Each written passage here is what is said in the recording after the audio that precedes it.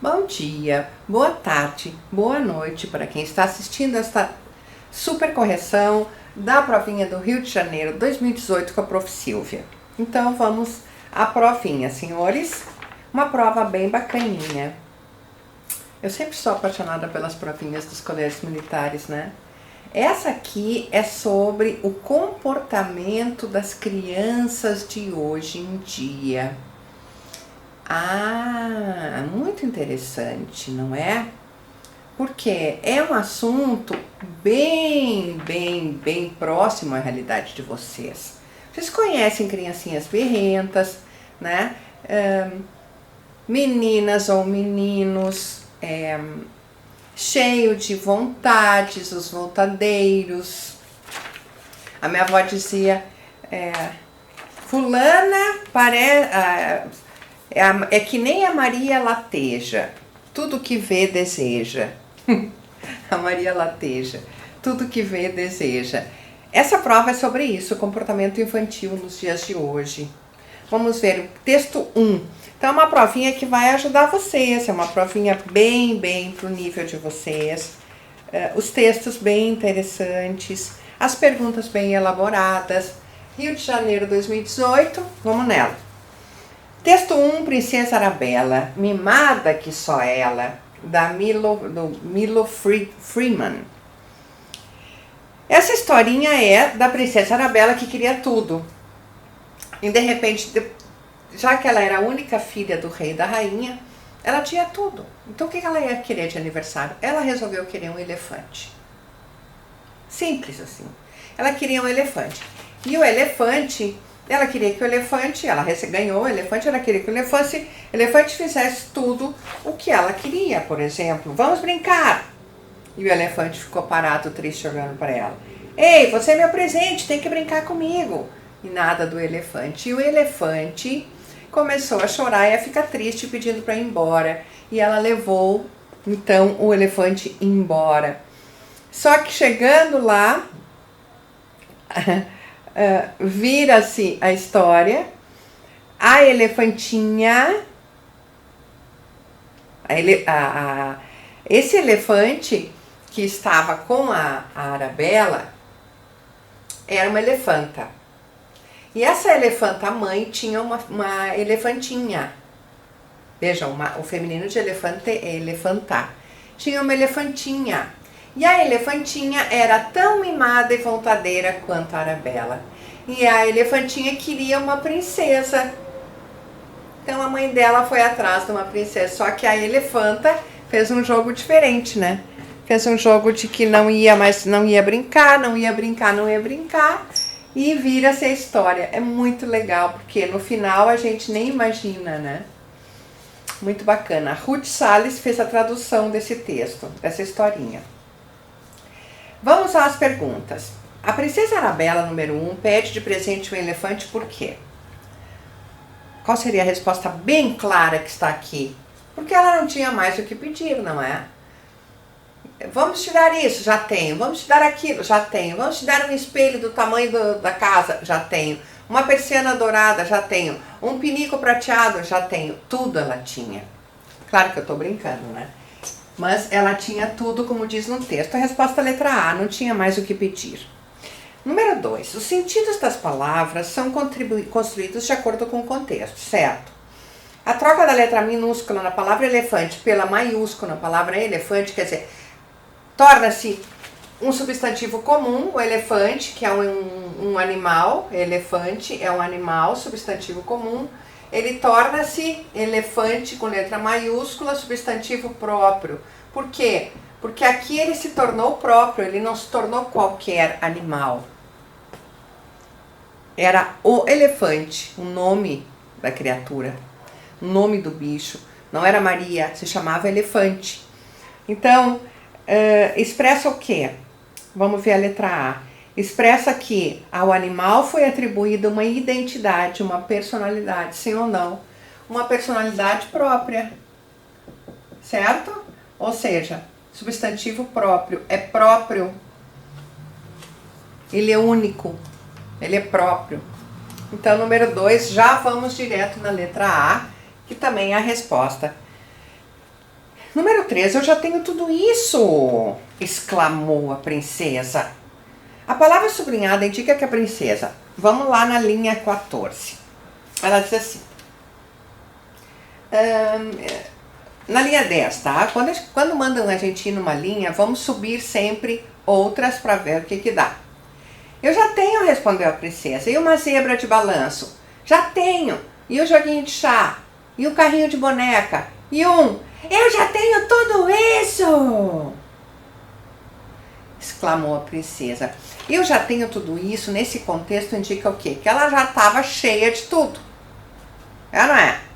Então, indica que a princesa o quê? Sussurrou. Sussurrar bem alto não existe. Sussurrar é quando eu falo baixinho. Então, aqui temos uma opção bem errada. Letra B. Reclamou em voz alta. Eu já tenho tudo isso. Reclamou, né? Letra C. Proferiu com serenidade. Ao contrário. Letra D. Estava exaltada de felicidade. Não, ela estava farta. E letra E. Ordenou que o narrador colocasse um ponto de exclamação. Isso não existe, ordenar que o narrador faça um ponto. Então, a número 3, a letra B, está bem direta a resposta dessas questões. Número 4. Algumas palavras substituem outros termos ou expressões, estabelecendo ligações entre as partes, para evitar repetições. Então, isso aqui são aquelas perguntas que a gente vai ao texto e lá a gente acha a palavra que corresponde. Vamos ver. Chama-se elemento coesivo. Letra A. O que você acha de um par de patins? Sugeriu a rainha. Esse você substitui rainha? Não. Substitui princesa. Letra B. Quando ela abriu os olhos de manhã, seu presente já estava lá. Seu refere-se à princesa? Sim, né? Era o presente dela. Qual? O elefante. Letra C. Pare com isso. Isso retoma a fala do elefante? Não. Pare com isso, senão eu acabo me afogando. É a menina que falou, a princesinha. Letra D. Eu quero este, e aquele outro. Este substitui elefante? Não. Eu quero este, substitui animais. Letra E. Uma elefantinha correu em direção a eles. Eles retomam elefante? Arabella, o rei e a rainha? Não. Então, uma elefantinha correu em direção a eles. A quem? A mãe elefanta com a princesinha. Então, número 4, letra B. Número 5. Mamãe, você chegou bem na hora e trouxe meu presente com você. Sim, filhinha, elefante respondeu. E é justamente o que você sempre quis, uma princesinha de verdade. Como ocorre em muitas histórias infantis, o final é inesperado. Nesse aqui é bem inesperado, né? Observando o trecho destacado, percebe-se o quê? Que o elefante se comoveu com a princesa, que o elefante foi um animal ingênuo e inocente, que a Arabella ficou sensibilizada com o choro do elefante, que o elefante também tinha uma filha autoritária com uma princesa. É ou não é? Ah! Então, foi como eu disse no início, letra D, como eu disse no início, o jogo vira, né? O jogo vira. Né? Então não é mais a princesa que quer um elefante, é a elefantinha que quer uma princesa. Interessante. Número 6. Ei, você é o meu presente, tem que brincar comigo. Você tem que brincar comigo. Gritou Arabella, impaciente. Arabella mostra-se autoritária. A opção que pode substituir o que está sublinhado, tem que brincar comigo, usando o mesmo tom autoritário, seria um verbo no modo imperativo. O modo imperativo, ele dá o tom autoritário, né? Tanto que, quando a gente quer suavizar o tom imperativo, a gente usa o por favor, a gente usa o futuro do pretérito, né? Então, a gente pondera no Brasil o tom do imperativo, por português do Brasil, porque ele dá um tom muito autoritário. Né? Isso aqui no nosso país. Qual seria uma opção que daria o mesmo tom autoritário? É só achar uma opção em que esteja o verbo no imperativo. Letra E. Brinque comigo.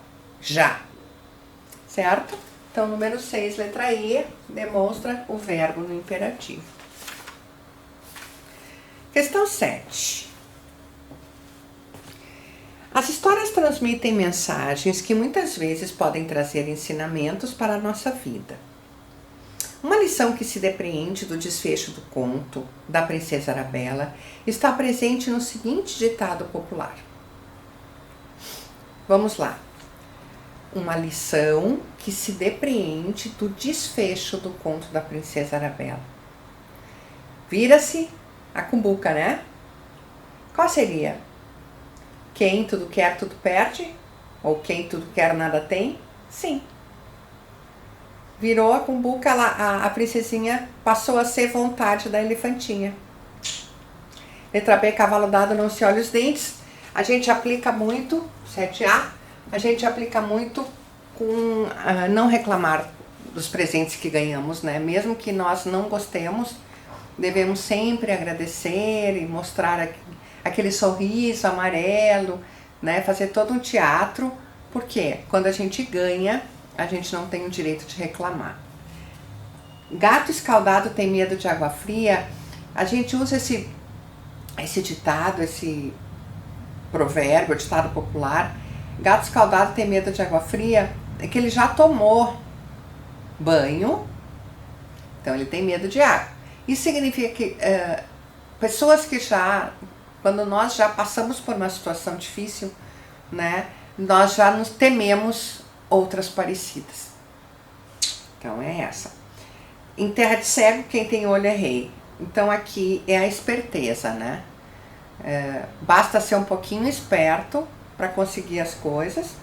Em casa de ferreiro, o espeto de pau significa que em casa de ferreiro, o espeto de pau que não está batendo a peta com a carrapeta, como dizem, né? Em casa de ferreiro, o espeto deveria ser de ferro, mas ele é de pau. Isso acontece quando na família existe um membro bem diferente dos demais, certo? Então a 7, letra A. Texto 2 mostra o reizinho mandão. Esse texto é da Ruth Rocha, maravilhosa escritora. O reizinho mandão, vejam bem, mais uma criança cheia de vontade. Aqui a Ruth Rocha começa como narradora. Eu vou contar para vocês uma história que o meu avô sempre contava. E a história começa... o príncipe era um sujeitinho, eu tenho uma porção de amigos assim. A história começa basicamente ali no 4º, 5º parágrafo. Vamos ver do que se trata a primeira pergunta. O diminutivo inho, que em regra expressa a ideia de carinho, afeto, pode indicar também, que nós já estudamos, diminuição de tamanho, intensidade para maior e intensidade para menos, de uma qualidade, isto é, pode indicar, por exemplo, depreciação de um ser, quando a gente quer menosprezar uma pessoa, depreciar, lembram? Pode traduzir o nosso desprezo, ironia, a nossa crítica, o nosso pouco caso para certos objetos ou pessoas. No texto 2 há várias palavras usadas com diminutivo. Vamos marcar aquela que traz a interpretação adequada para a ideia que eles apresentaram. Então a questão 8 está na nossa apostila, bem direitinho, o estudo do diminutivo. Bonzinho indica desprezo na linha 6? Não. O bonzinho na linha 6 indica que algo está muito bom, então é intensificação. Letra B, sujeitinho na linha 10 indica depreciação? Sim. Depreciação é quando eu não agrado, eu deprecio. Depreciar, apreciar. Depreciar é não apreciar. Então, quando eu deprecio, eu não gosto. Eu menosprezo. Prezar menos. Então é essa, né? Aquele sujeitinho. Linha 10, querem ver? Vamos lá na linha 10.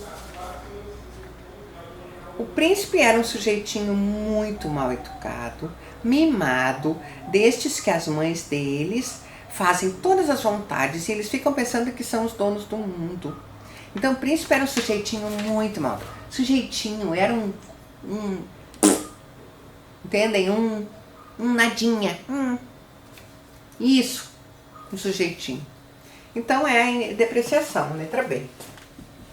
A letra C, roxinhos é tamanho? Não, roxinhos é muito roxo, intensidade. Letra D, filhinho, indica intensidade? Não, indica depreciação, que são os filhinhos das mamãezinhas. E reizinho na linha 20 indica afeto? Não, também é depreciação. Tá? Então, nesse texto, a Ruth Rocha coloca os diminutivos na maioria deles para depreciar, que são aquelas crianças mimadinhas, muito mimadas. Questão 9. Como esse rei era de história, era um rei muito bonzinho, muito justo. A expressão destacada revela uma consideração do narrador sobre os reis das histórias tradicionais de ficção. O que se pode deduzir dessa referência implícita no texto? Implícita é que está lá. A gente não está escancarada, mas ela existe. Então, a expressão essa indica o que nós podemos deduzir desse. Esse rei era de história. Significa que o rei a que se referiu o narrador era de história, ou seja, existiu na realidade? Não. Os reis do mundo real costumam ser bons e justos, diferentes dos fictícios? Também não. Dizer que esse rei era de história é a mesma coisa que dizer que os reis de ficção infantil costumam ser bons e justos, o que nem sempre acontece na realidade. É isso mesmo. Questão 9, letra D. Como esse rei era de história. Ele era bonzinho, tá? Então significa que os reis de histórias são os bonzinhos. Os dos reais a gente não tem muito essa, a gente não vê muito essa conotação. Questão 10. Querem mandar nas brincadeiras, querem que a gente faça tudo que eles gostam. De acordo com o contexto, os agentes das ações sublinhadas são: agentes é quem faz a ação. Então vamos na linha 12 e 13 para saber quem faz essas ações. Diz assim: eu tenho uma porção de amigos assim. Querem mandar as brincadeiras, querem que a gente faça tudo. Quem é que querem? A porção de amigos. Muito bem, então uma porção de amigos do narrador. Questão 10, letra C. Bem fácil. A questão 10, letra C, trabalha com sujeito. Sujeito é uma matéria que entra na sintaxe, né? O Porto Alegre costuma não pedir esse tipo de questão, né? O Rio de Janeiro é uma banca que pede análise sintática, né? Diferente da nossa banca aqui em Porto Alegre. Mas essa questão vocês saberiam muito bem responder, né? Mesmo que não tenham estudado sujeito, sintaxe ou o que for. Questão 11 fala assim, sobre os textos 1 e 2. Então, o texto 1 é da menina, da Arabella, e o texto 2 é o do Reizinho Mandão. O que a gente pode colocar? Na letra A, eu quero deixar claro para vocês o que é o narrador onisciente, que está na apostila. Mas nós, aqui no Sul, em Porto Alegre, também a prova do CMPA não costuma pedir esse tipo de narrador. Eles se limitam a narrador personagem e narrador observador. O narrador onisciente é aquele chamado também onipresente. Ele narra em terceira pessoa, esse narrador, só que ele mete o pitaco na história. Ele conhece toda a história, ele conhece todos os personagens e de repente ele mete um comentário no meio da história que é próprio do narrador. É como se o narrador conversasse, ele entra em primeira pessoa falando com o leitor. Vou dar um exemplo aqui, tá? Silvia, tô narrando em terceira pessoa, narrador onisciente, tá? Silvia era uma professora muito maluca que trabalhava num lindo curso chamado A Zambuja. Ela dava aulas de português, né? Tinha muitos aluninhos, agora vai entrar um comentário do narrador. Tinha muitos aluninhos, se bem que essa professora era meio doida. Vocês estão vendo que isso aí é um comentário do narrador? Então, Isso chama-se narrador onisciente. Ele sabe tudo e ele se mete no meio da história, conversando com o leitor e muitas vezes em primeira pessoa, porque ele entra comentando. Certo? Então a letra A tem narrador onisciente? Não. A resposta da 11 é analisando o foco narrativo. O foco narrativo é o tipo de narrador. Então, relembrando, tem o narrador personagem, que é escrito em primeira pessoa, tem o narrador observador, que é em terceira, e tem o narrador observador onisciente, que é esse que eu comentei agora. O narrador observador, ele só escreve a história. O observador onisciente, ele escreve a história e se mete ali no meio. É como se houvesse a mistura dos dois anteriores. Tá bom? Então a resposta é: o foco narrativo do texto 1 é de terceira pessoa, com o narrador observador. E o do texto 2 é de primeira, com o narrador personagem. Certo? Olha lá. O reizinho mandão. Eu vou contar para vocês. Estão vendo? Ela conta, eu vou contar para vocês a história do reizinho. Então, o número 11, letra E.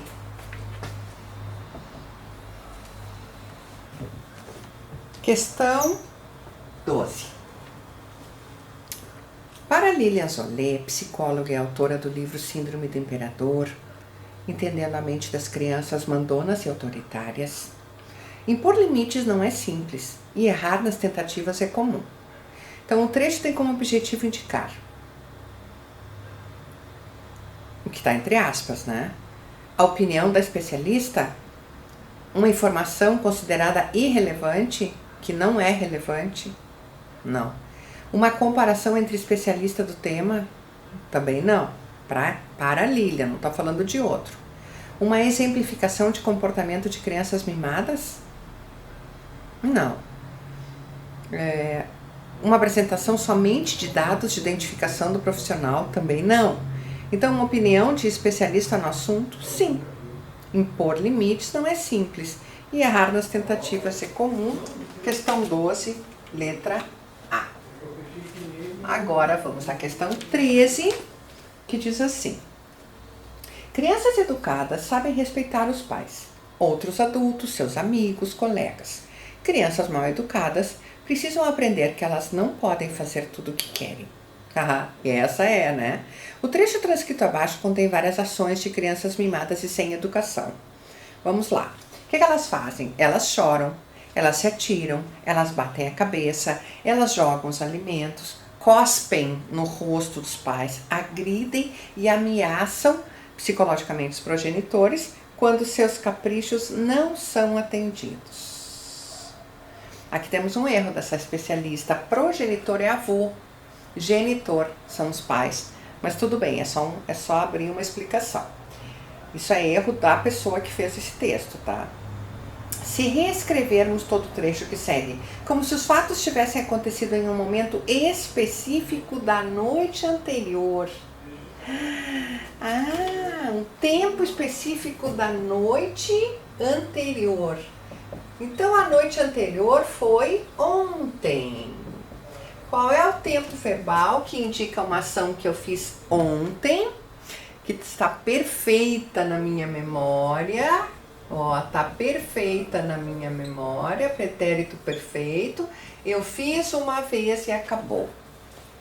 É uma ação concluída que aconteceu ontem. Qual seria a resposta? Notem, a questão 13, ela é imensa. Ela assusta? Assusta. Todos os verbos do trecho estão no presente, vocês têm que buscar uma alternativa em que todos estejam conjugados no pretérito perfeito, que é o tempo do ontem. Então a resposta é a letra C, que diz assim: crianças mimadas choraram ontem, se atiraram no chão ontem, bateram a cabeça na parede ontem, jogaram os alimentos ontem, cuspiram no rosto dos pais ontem, agrediram ontem, ameaçaram ontem, e quando seus caprichos não foram atendidos ontem. Não eram atendidos antigamente, não foram ontem. Então é buscar uma alternativa que todos os verbos estejam no pretérito perfeito. Que legal! Essa questão está muito legal. Gostei muito dessa questão. Porque é uma maneira de trabalhar os tempos verbais sem que vocês façam aquela decoreba da conjugação, né? É aquilo que eu explico sempre quando a gente explica da matéria de verbos para vocês. É usar o tempo verbal em qual situação da língua, um fato que aconteceu ontem, qual é o tempo verbal que eu vou usar para um fato que aconteceu ontem? Algo que está perfeito na minha memória. E mesmo que vocês não saibam verbos aqui, fazendo uma dedução lógica na cabecinha de vocês, talvez até acertassem. Tá? Com certeza acertariam. Texto 4 é uma tirinha do nosso querido Armandinho, que diz assim. O pai diz, né? Notem que a tirinha do Armandinho, do Armandinho, tem outras também, que só aparece os pés dos adultos. Acho que a Mafalda também. Não, a Mafalda acho que aparece o pai, não me lembro. Mas as crianças precisam saber que existem limites. Educar também é saber dizer não. Pai, tem problema eu comer bolacha antes da janta? Não, filho. E lá vai ele comer a bolacha. Então, o pai aqui, ele fala bonito.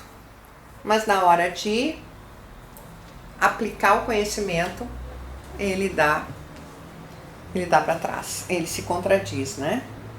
Então, desde quando vai comer bolacha antes da janta? Vai comer porcaria antes da janta, vai perder a fome com a alimentação sadia.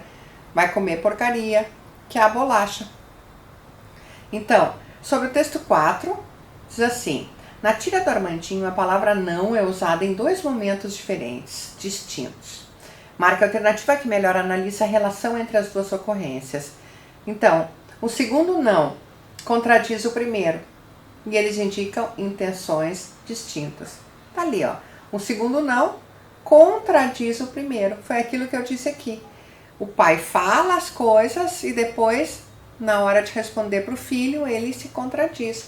Então já matamos a questão 14, letra A. Bem fácil. 15. As crianças precisam saber que existem limites. Educar também é saber dizer não. Podem se unir essas duas falas em apenas uma única frase, sem alterar o sentido. Vamos lá. Será que a letra C funciona?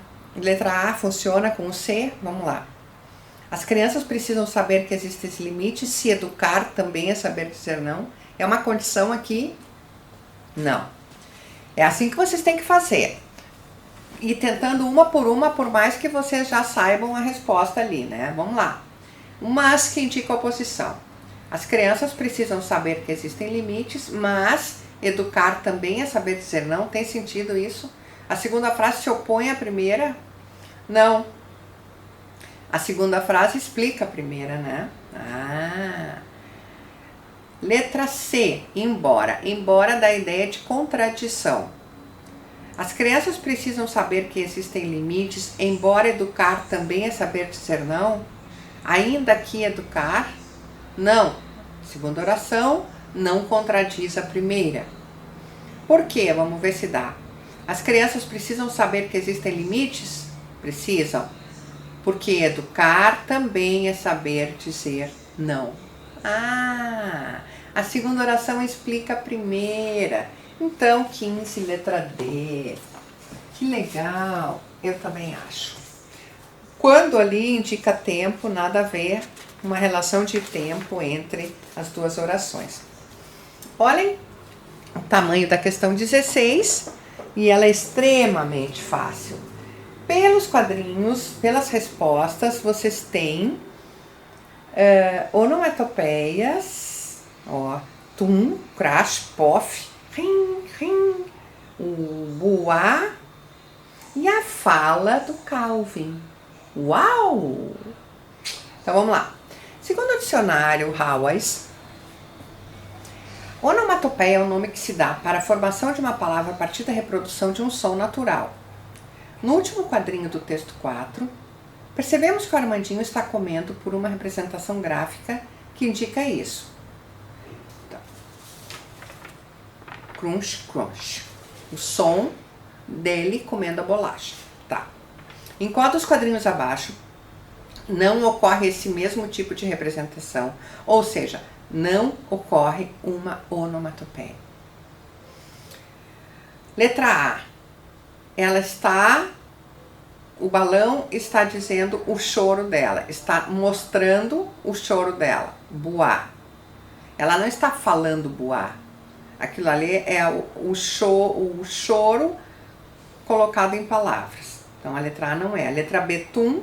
A letra D, tum. A letra B, ring, som do telefone. A letra E,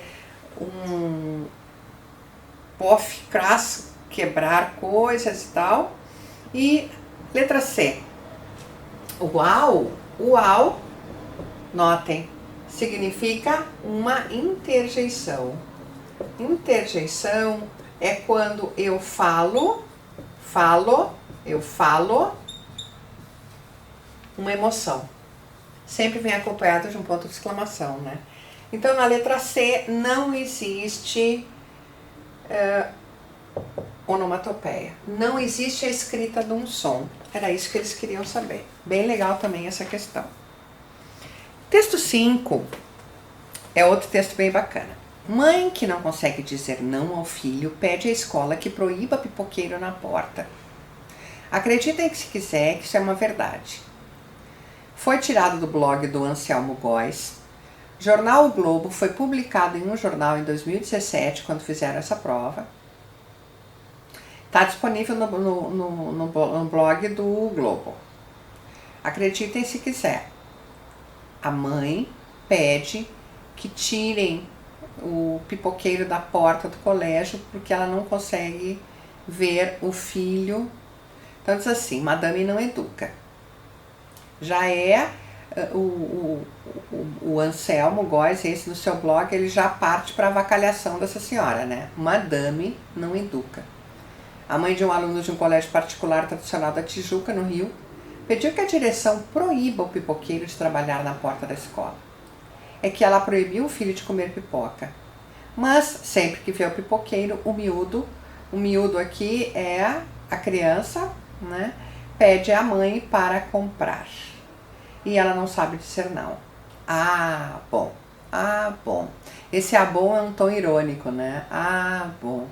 Então, se a mãe não consegue dizer não para a criança, vou tirar o pipoqueiro do lugar, para os outros não podem comer pipoca. Olha o absurdo. Mas isso é verdade, cara. Por pior que a gente... isso não é possível. É possível. Então, questão 17. Verdadeiro e falso. A culpa do menino fazer birra é do pipoqueiro? Não. A culpa do menino fazer birra é a falta de educação que a mãe deveria ter dado. A culpa da falta de controle do menino é da criação da mãe? Óbvio. Verdadeiro. Anselmo Góes, o jornalista que noticia o ocorrido, considera o pedido da mãe correto? Não. Tanto que tem lá, madame não educa. Ele faz uma ironia. A mãe pediu ajuda a Anselmo Góes para forçar a saída do pipoqueiro da porta da escola? Não. Esse rapaz, Anselmo Góes, está apenas publicando no jornal. Não, ele está publicando no blog dele uma notícia que saiu no jornal O Globo. Anselmo Góes fez uso da ironia para criticar a atitude da mãe do menino? Sim, né?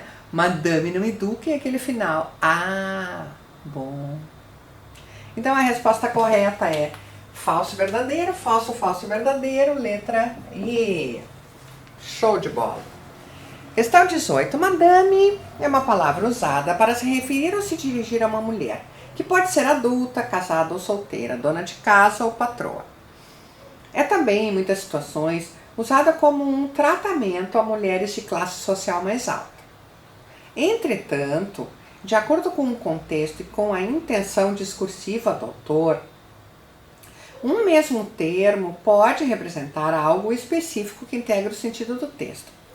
Considerando o título Madame não educa, do texto 4, o que se pode inferir, afirmar sobre o uso do termo madame nesse contexto? Notem que eu comentei para vocês, né? Ele já começa a avacalhar lá em cima. Então diz assim, indica a faixa etária, o termo madame, a faixa de idade no texto? Não. Reflete uma crítica social? Sim. A falta de limite de algumas mães, né, de uma determinada classe social elevada com relação aos filhos. Ó. Letra C, expressa uma intenção elogiosa? Não, aqui não tem nenhum elogio chamar essa linda senhora de madame. Letra D, corresponde somente à ideia de dona de casa? Também não. Madame não é dona de casa, mas ela tem esse perfil porque ela não faz nada, ela não sabe educar os filhos, ela não está presente, ela está mais preocupada com outras coisas que não são o afeto, o cuidado, o zelo. Ela está mais preocupada com as relações sociais. E por último, refere-se a um tratamento respeitoso àquela mãe? Também não. Então, reflete uma crítica social? Sim. Está criticando uma determinada faixa da sociedade, né, que prefere tirar o pipoqueiro do seu lugar a não educar o filho.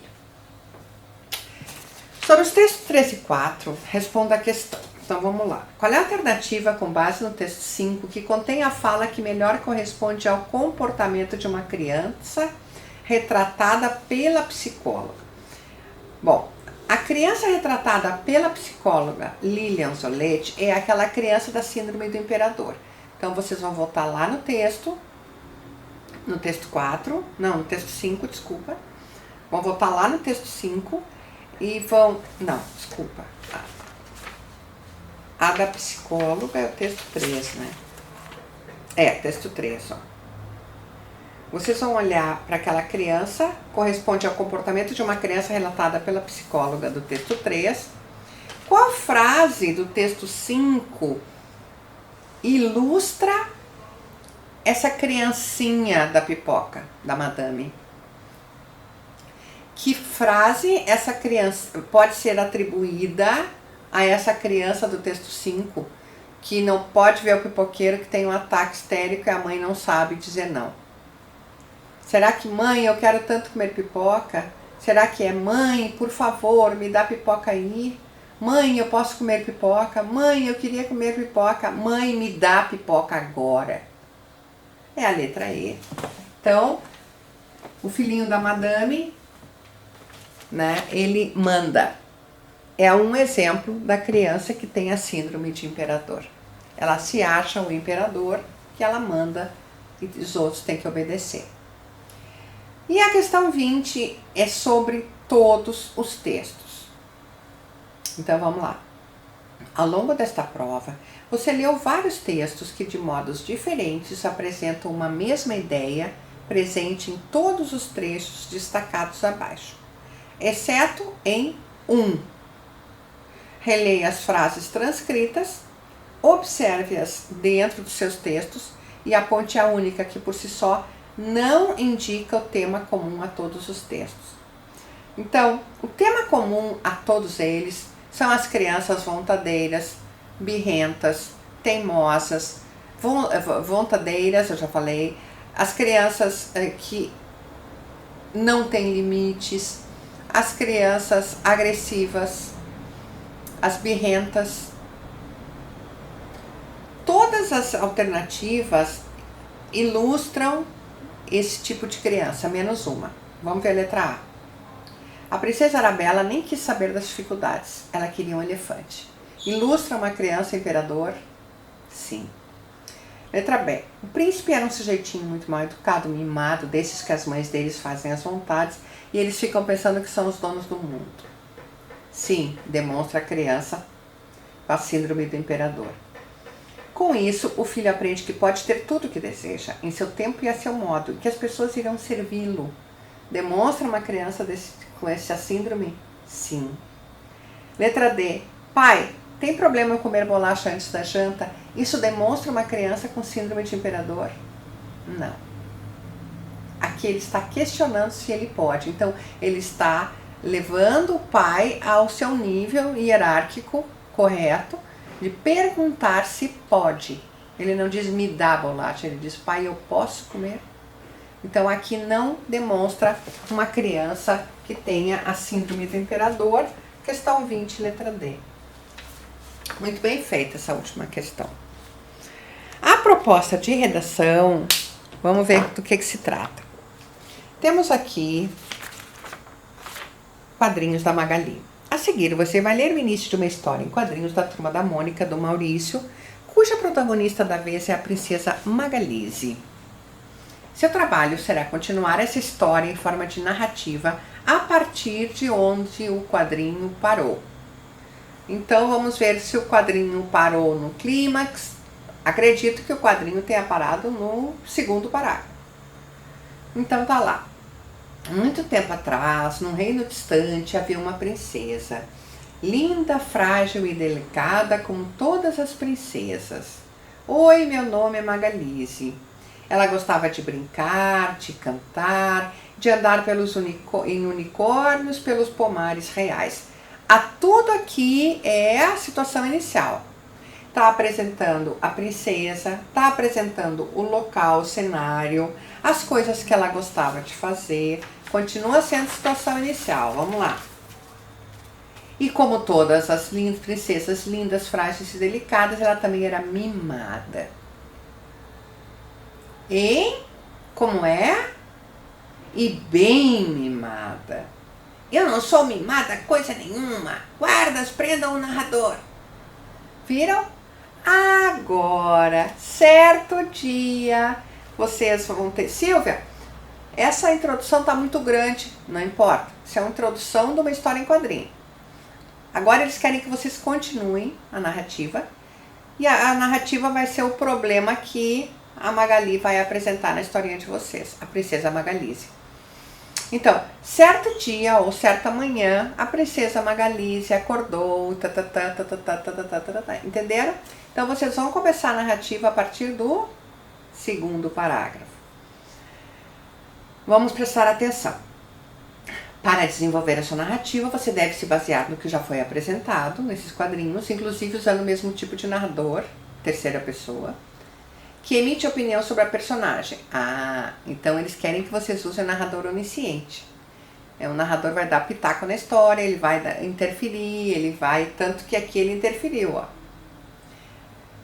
E bem mimada. Notem que o narrador, ele coloca ali um dedinho de pimenta na história, né? Ele está narrando, e aí ele chega e diz, e ela era mimada, e bem mimada, não precisava estar ali, foi a pimentada do narrador, e é ali que ela fica histérica com o narrador. Então esse é o narrador onisciente, tá? Essa prova eles teriam que usar o narrador onisciente, que emite uma opinião sobre a personagem. Você deve ter um olhar crítico sobre o seguinte tema. Então o conflito de vocês vai se basear nisso. O comportamento autoritário da Magalise e a falta de controle sobre ela. Então é a temática da prova. Só que aqui já foi dada a introdução, já foi dado o personagem principal, que é a Magalise, já foi dado o conflito, é uma criança que a princesa Magalise é vontadeira, ninguém tem controle sobre ela, então vocês têm que criar um conflito em que tenha acontecido algo com a Magalise que ninguém tenha conseguido controlar e que no final das contas ela deve fechar a historinha de uma maneira que ela se dá conta de repente, ou que ela ficou de castigo para o resto dos tempos, ou que ela foi uma criança emburrada até o momento que ela perdeu não sei o que. O final aqui acaba sendo, cada um vai achar o seu final mais legal. Imagine o meio e o fim da história.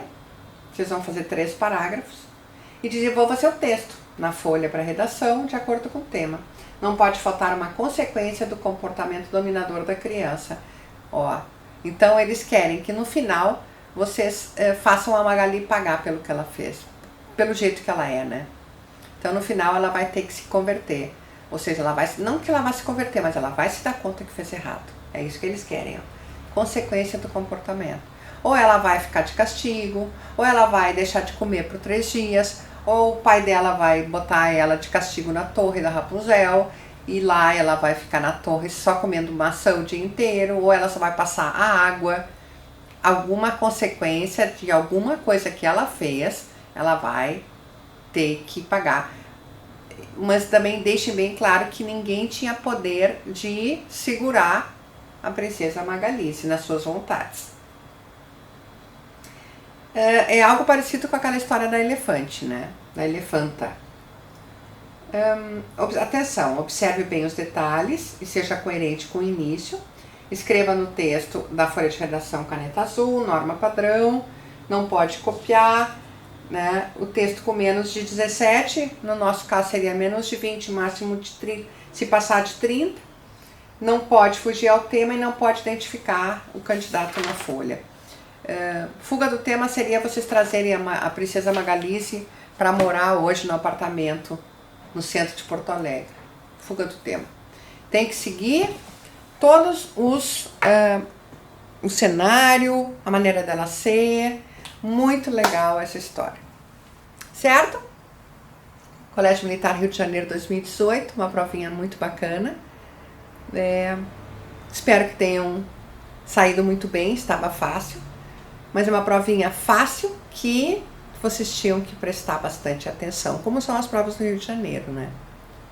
Super beijo para vocês, até a próxima e muito obrigada pela atenção. Tchau, galerinha!